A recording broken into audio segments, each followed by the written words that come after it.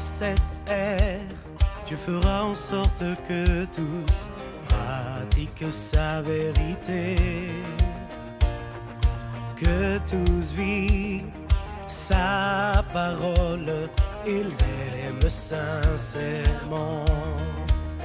La parole de Dieu est la base de leur vie. Tous ont un cœur. Au nom du Père et du Fils et du Saint-Esprit. Amen. La grâce de Jésus-Christ notre Seigneur, l'amour de Dieu le Père et la communion de l'Esprit Saint soient toujours avec vous. Chers frères et sœurs dans la foi, vous tous qui nous regardez à travers les réseaux sociaux, nous sommes aujourd'hui le lundi 13 juillet 2020, lundi de la 15e semaine du temps ordinaire, aussi jour de la fête de Saint-Henri. Nous allons ensemble méditer la parole de Dieu pour y tirer tous les enseignements pratiques pour notre vie chrétienne. Ensemble, prions. Dieu éternel et tout-puissant, toi que nous pouvons déjà appeler notre Père, fais grandir en nos cœurs l'esprit filial, afin que nous soyons capables d'entrer un jour dans l'héritage qui nous est promis. Par Jésus-Christ, ton Fils, notre Seigneur et notre Dieu, qui règne avec toi et le Saint-Esprit, maintenant et pour les siècles des siècles. En cette ère, tu feras en sorte que tous pratiquent sa vérité, que tous vivent sa parole. Nous écoutons la première lecture tirée du livre du prophète Isaïe. Écoutez la parole du Seigneur, vous qui êtes pareils au chef de Sodome. Prêtez l'oreille à l'enseignement de notre Dieu, vous peuple de Gomorrhe. Que m'importe le nombre de vos sacrifices, dit le Seigneur. Les holocaustes de bélier, la graisse des veaux, j'en suis rassasié. Le sang des taureaux, des agneaux et des boucs, je n'y prends pas plaisir. Quand vous venez vous présenter devant ma face, qui vous demande de fouler mes parvis? Cessez d'apporter de vaines offrandes. J'ai horreur de votre encens. Les nouvelles lunes, les sabbats, les assemblées, je ne veux plus de ces crimes et de ces fêtes. Vos nouvelles lunes et vos solennités, moi je les déteste. Elles me sont un fardeau. Je suis fatigué de les porter. Quand vous étendez les mains, je détourne les yeux. Vous avez beau multiplier les prières, je n'écoute pas. Vos mains sont pleines de sang. Lavez-vous, purifiez-vous. Ôtez de ma vue vos actions mauvaises. Cessez de faire le mal. Apprenez à faire le bien. Recherchez le droit. Mettez au pas l'oppresseur. Rendez justice à l'orphelin. Défendez la cause de la veuve. Parole du Seigneur Tout-Puissant. En cette ère, tu feras en sorte que tous pratiquent sa vérité. Nous lisons ensemble le psaume 49. À celui qui veille sur sa conduite, je ferai voir le salut de Dieu. Je ne t'accuse pas pour tes sacrifices. Tes holocaustes sont toujours devant moi. Je ne prendrai pas un seul taureau de ton domaine, pas un bélier de tes enclos. À celui qui veille sur sa conduite, je ferai voir le salut de Dieu. Qu'as-tu à réciter mes lois, à garder mon alliance à la bouche, toi qui n'aimes pas les reproches et jette loin de toi mes paroles? À celui qui veille sur sa conduite, je ferai voir le salut de Dieu. Voilà ce que tu fais, garderai-je le silence? Penses-tu que je suis comme toi? Je mets cela sous tes yeux et je t'accuse. À celui qui veille sur sa conduite, je ferai voir le salut de Dieu. Qui offre le sacrifice d'action de grâce, celui-là rend gloire. Sur le chemin qu'il aura pris, je lui ferai voir le salut de Dieu. À celui qui veille sur sa conduite, je ferai voir le salut de Dieu. En cette ère, Dieu fera en sorte que tous pratiquent sa vérité. Le Seigneur soit avec vous. Évangile de Jésus-Christ selon saint Matthieu. En ce temps-là, Jésus disait à ses apôtres, « Ne pensez pas que je sois venu apporter la paix sur la terre. Je ne suis pas venu apporter la paix, mais le glaive.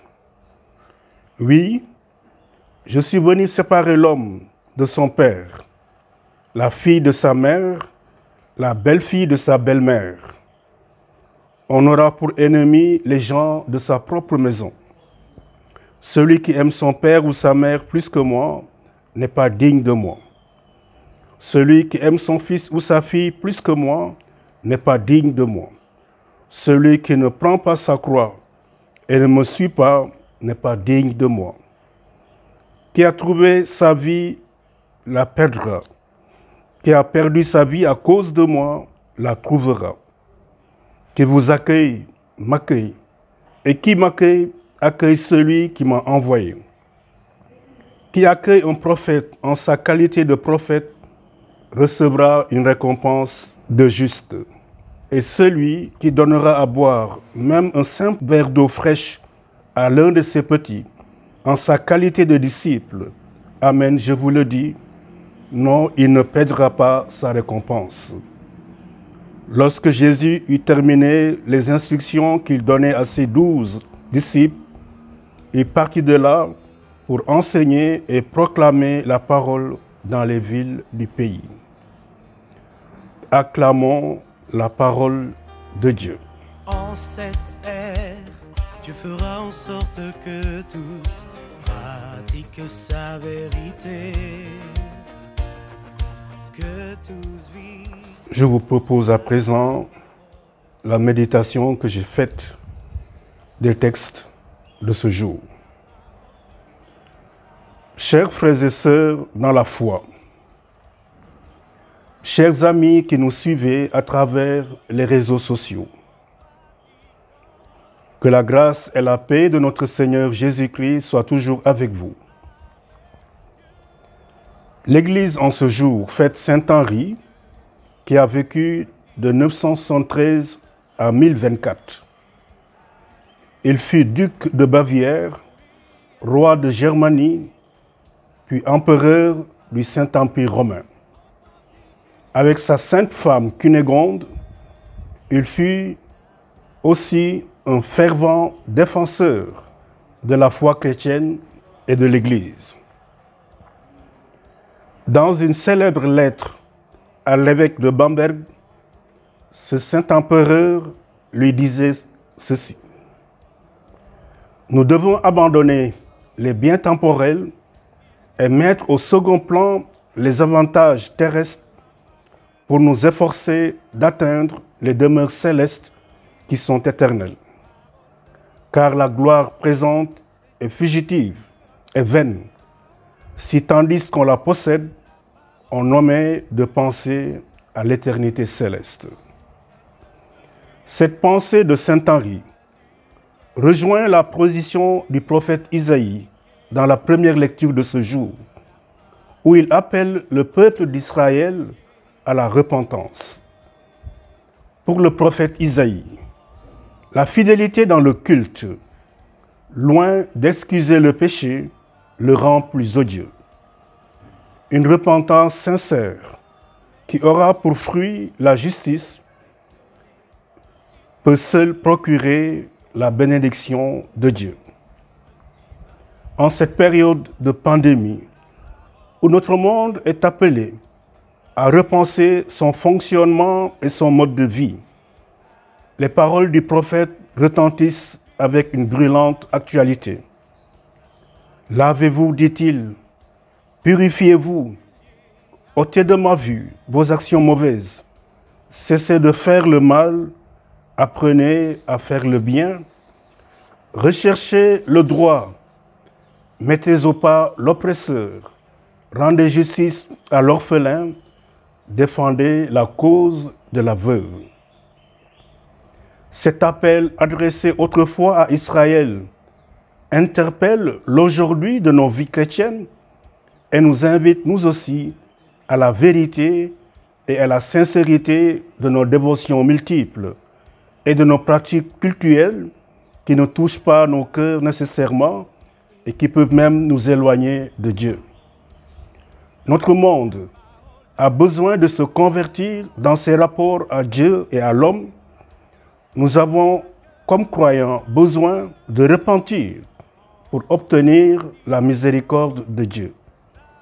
Puissions-nous laisser en ce jour un écho favorable aux appels du prophète. Dans l'évangile de ce jour, saint Matthieu a regroupé en cette fin du discours de Jésus, envoyant ses apôtres en mission, un certain nombre de petites phrases qui peuvent laisser perplexes tant elles semblent abruptes et parfois contradictoires entre elles. La plus étonnante est celle-ci. Ne pensez pas que je sois venu apporter la paix sur la terre. Je ne suis pas venu apporter la paix, mais le glaive. Chers frères et sœurs, Jésus ne prône pas la guerre, loin de là. Il est amour. Mais justement, l'amour ne laisse pas indifférent, soit on l'accepte, soit on le refuse. Et Dieu nous laisse cette pleine liberté de l'accepter ou de le refuser. Cette liberté ne poserait pas de problème majeur dans les relations humaines si l'homme était assez sage pour respecter lui aussi la liberté des autres et particulièrement de ceux qui lui sont proches. Cette sagesse manque à l'homme contemporain qui, sous couvert de respect, de droits de l'homme, de religion, de bons droits, de tradition, entre en guerre et se met à torturer ceux-là même qu'il devrait aimer. Notre monde aurait pu faire l'économie de tant de conflits, de tant de guerres et de souffrances, si chacun respectait les convictions de l'autre. Et si Jésus a dit cette phrase, c'est pour avertir ses disciples qui doivent être prêts eux aussi à se trouver en but à l'incompréhension des autres, voire même à la persécution. Être chrétien, ce n'est pas avoir une vie exempte de souffrance, c'est avoir une vie où l'on aime Dieu et les autres plus que soi-même. Être chrétien, c'est vivre le défi de l'amour au cœur de notre monde. Voilà pourquoi une deuxième phrase de cet évangile nous interpelle. Celui qui ne prend pas sa croix et ne me suit pas n'est pas digne de moi. Nous croyons en Dieu, nous croyons en Jésus. Nous disons nous aussi aimer et respecter Jésus et son œuvre de salut, mais à condition que cela ne nous coûte rien. Combien de fois ne nions-nous pas dans notre vie le message de la croix? Combien de fois ne nous répondons-nous pas devant la maladie et la souffrance? Jésus est clair. Il n'a jamais dit que croire en lui nous éviterait tout problème ou toute souffrance.